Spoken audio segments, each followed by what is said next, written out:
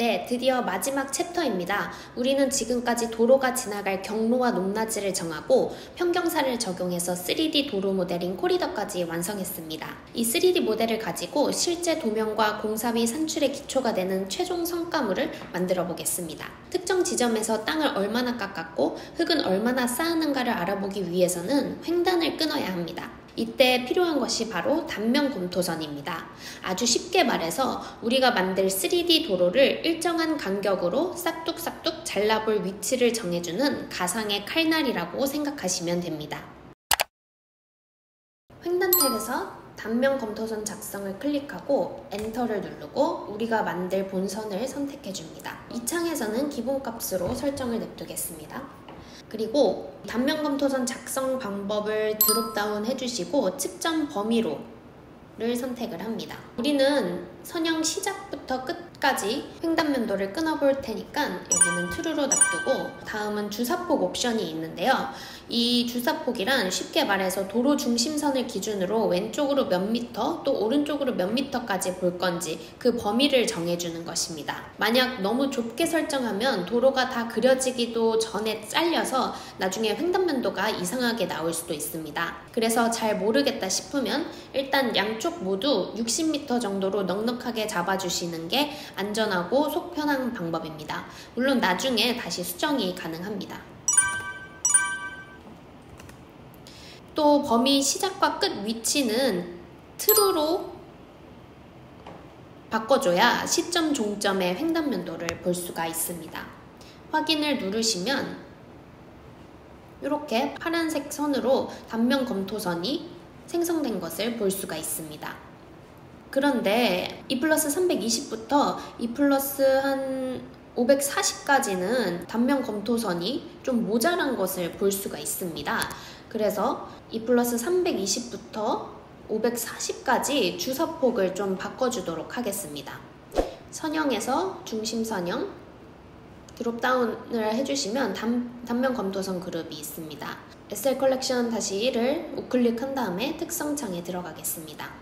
그러면 단면 검토선 탭에서 이렇게 주사폭을 바꿀 수 있는 창이 뜹니다. 우리는 2+320부터 540까지를 2+320부터 540까지를 보시면 왼쪽도 조금 모자란 걸 볼 수 있고 오른쪽도 살짝 모자란 것을 볼 수가 있습니다. 그래서 살짝 값을 수정해 보도록 하겠습니다. Shift 키를 눌러서 바꾸고 싶은 곳들을 모두 선택한 다음에 이렇게 바꿔주면은 한 번에 바뀌게 됩니다. 그래서 적용을 눌러주면 아직도 약간 모자란 곳이 있어서 90으로 바꿔주겠습니다.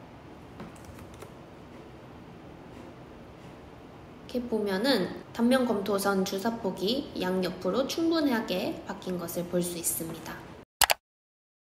우리가 토목량을 계산하기 위해서는 먼저 어떤 게 원래 땅이고 어떤 게 우리가 새로 만든 도로인지를 알려주고 또 그 사이의 공간을 절토와 성토 영역으로 정의해주는 작업이 필요합니다. 이 작업을 하기 위해서는 단면 검토선 그룹 SL 컬렉션을 우클릭하고 특성에 들어갑니다. 그리고 재료 리스트 탭에 들어가서 재료를 2번을 추가합니다.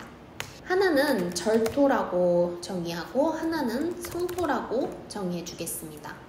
수량 유형도 절토는 절토, 성토는 성토로 바꿔주겠습니다. 또 절토를 클릭하고 재료 정의에 원지반 지표면, 이지 지표면과 코리더 지표면을 추가해주고 성토 부분도 이지와 본선 코리더를 추가해 주겠습니다.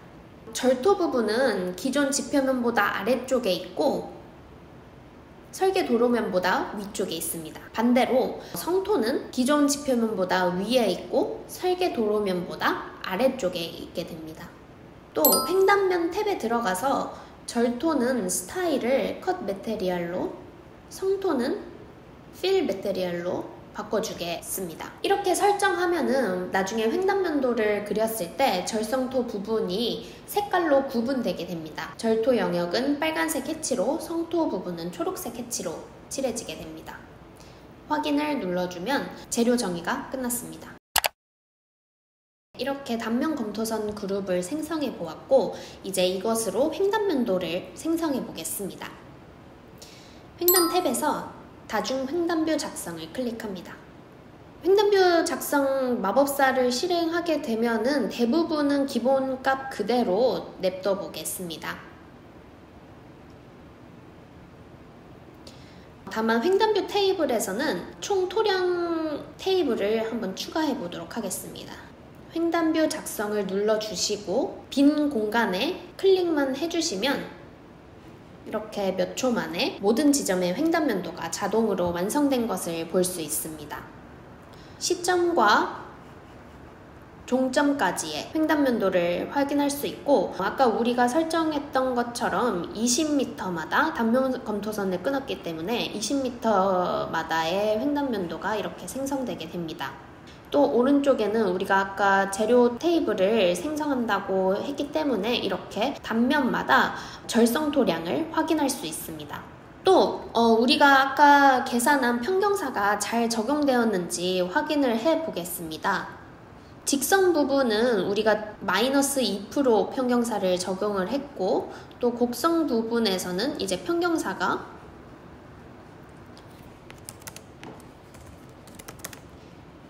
이 테이블처럼 바뀌게 될 것입니다. 직선 부분 0 플러스 200에서는 마이너스 2%, 그리고 곡선 부분에서는 플러스 마이너스 4%로 이렇게 바뀌게 되는데, 한번 단면도를 확인해 보겠습니다. 0 플러스 200과 0 플러스 450 정도를 한번 확인해 보겠습니다. 0 플러스 200 단면도를 보면은 양쪽 모두 마이너스 2% 평경사가 적용된 것을 볼 수 있고, 또 이제 곡선 부분 쪽으로 가게 되면은 이렇게 평경사가 마이너스 플러스 4%로 바뀌는 것을 볼 수가 있게 됩니다. 마지막으로 최종 토공량 표를 만들어 보겠습니다. 리본 메뉴의 분석 탭에 들어가서 총 토량 테이블을 클릭을 하게 됩니다. 기본으로 냅두고 확인을 클릭하고 빈 공간을 클릭해 주면은 이렇게 전체 구간에 절성토 면적, 절성토량, 또 누적 절성토량이 정리된 표가 자동으로 생성이 되게 됩니다.